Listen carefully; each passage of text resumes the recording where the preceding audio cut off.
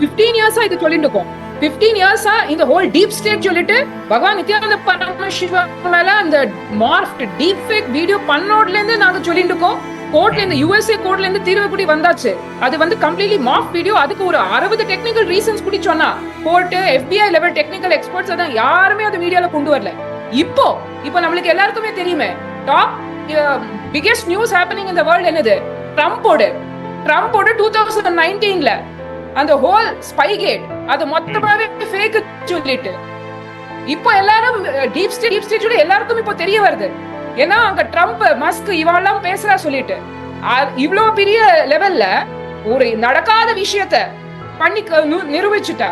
ஆனா இப்போ எல்லாமே வெளியில வருது. இப்போ எல்லாருக்கும் புரியுது power of deep fake, power of deep state. இது ரெண்டும் தான் பகவான் நித்யானந்த பரமசிவம் மேல 15 இயர்ஸ் முன்னாடி அட்டாக் பண்ணிருக்கா. ஏன்னா அவங்களுக்கு தெரியும் சுவாமிஜியை விட்டா எந்த அளவுக்கு ஹிந்துவிசம் ரிவைவ் பண்ணுவா.